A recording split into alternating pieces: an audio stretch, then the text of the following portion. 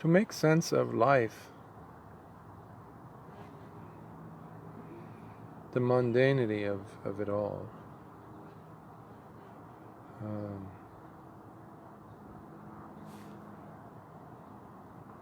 Much like a prisoner in a solitary confinement, especially like in the old jail cells or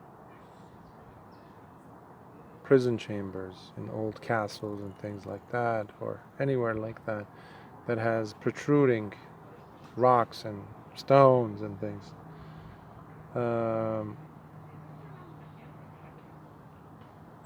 The prisoner, to add some flesh, to add some flavor, if you will, some coherence to the whole experience of being there in that abyss of monotony and boredom, they would start naming, numbering obviously first, and then naming each of those stones, rocks, pebbles. It's like that movie that came out some years ago. It's called Castaway, where the character played by the actor Tom Hanks, he ends up getting one of those Wilson brand volleyballs. I think it was a volleyball. And he calls it Wilson because it's a Wilson label brand ball. But to him, while he's there for several years, I think several years, he develops a relationship with this ball.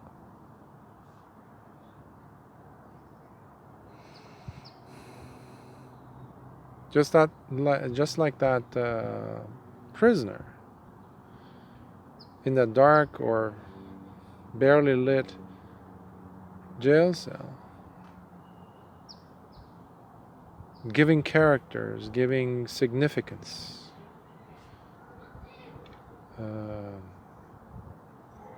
characteristics to each of those stones, pebbles,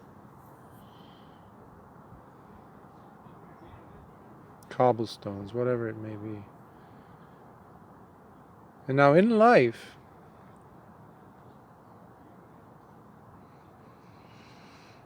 to kind of make this living experience more palatable, this living experience of life that is full of suffering, and not just physical suffering. Sooner or later that will come. Old age, decay, the loss of the abilities that the body once had, and which have served for many of us to a large extent in building the sense of security for the person. They're like being pulled from under your feet like a rug, and all of a sudden you're in a very precarious situation. And suddenly, as one ages, you find more and more precarious things happening. Even if it's not, let's say, if it's not happening to the person involved, it is happening to the person's relations, those that they know, that they've built relationships with over the years, they have memories with, and one by one they die. One by one things are changing at the very least, which creates suffering, which forces the person to eradicate or feel the pulling out from the roots of whatever memories they have, whatever senses of identity they have attached to these dynamics called relationships. So what I'm trying to say is to somehow, quote unquote, overcome the state of mundanity and boredom and basically suffering that all sentient beings, all conditioned things are destined to experience. Destined, not like there is an intelligent force somewhere out there, an entity. No, it's just a process. It's a continuum that is taking place based on necessary criteria, necessary conditions. You remove one condition, they all falls apart. Just one. The glue is not there. So it is very helpful, I'd like to think, to observe the tendency that we have in building these bonds, these relationships with others, other people, other things, even in that, like in that character with a ball, because he's all by himself. There's no other animal domesticated with him. It's just him and his thoughts. So to add some depth and dimensionality within himself, in his life, he had to create this character, which is simply a manifestation of his own longing, his own thinking, his own search and quest for comfort and sense of security. So similarly, we do that in our lives all the time, until the jig is up, until these so-called relationships fall apart, one after the other, and sometimes more than one at a time, which can be a major cause for depression. For example, this past year, 2020, the whole entire planet, in a sense, has been exposed to the pulling of the rug from underneath its feet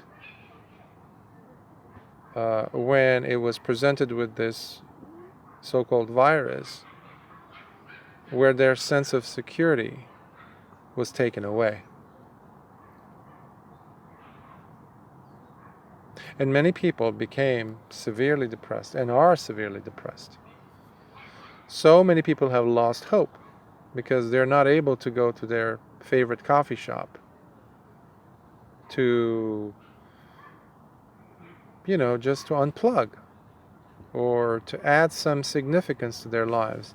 They weren't able to go to their favorite hangout, to their favorite restaurants, or to go to a restaurant and meet other people, hear other people's voices in the same room, in the same vicinity, even if they didn't understand what they were talking, as long as it was there. Just like those rocks, those pebbles, those cobblestones inside the jail cell. If you removed one, all of a sudden it becomes horrific. Coming back to that movie, there's a scene where he finally builds himself a raft and he goes over the breakers around the island that had prohibited him to cross beyond them to seek help or to just take off on a raft before. So as he passes over that and he's in open waters, there's storm, the movie's been out for over almost 20 years, I guess. But there's a scene which is very poignant where the ball, or Wilson, while the character is sleeping, tired from a very difficult night or just being dehydrated in the open water, in the ocean, it floats away. It just drops into the water and it floats away. Now the character wakes up and starts scurrying around on that tiny little raft that's coming apart, by the way. And he's freaking out. Wilson, Wilson, Wilson, where do you go? And then finally he sees it floating, and he does not even pause to think whether he does have the energy or not. He just jumps straight into the water and goes rushing to do what? To help save Wilson, this inanimate object But for him it was much more than an object. He was very animate. So that's what we do in our lives. That's what we do constantly to bring significance, meaning, to help us navigate through suffering. When things fall apart, when the masquerade is over, the personas, the masks fall, and they reveal what's behind them, which is basically nothing other than the process that has come to be simply because of conditions being met at this time and space. That's what memories do. Memories are just the brain's wave, the mind's way of holding on to the past, personas, the bonds that held these different conditions together. Meanwhile, they're dead and gone. We're trying to resuscitate the dead. And we can construct all kinds of lovely things around them.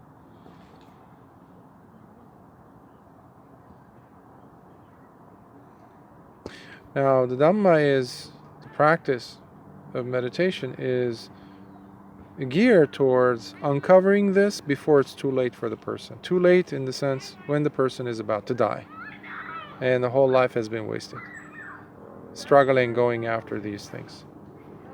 So that's why we practice, to uncover these narratives that are not real, in essence, in the ultimate sense. They do not take us to liberation.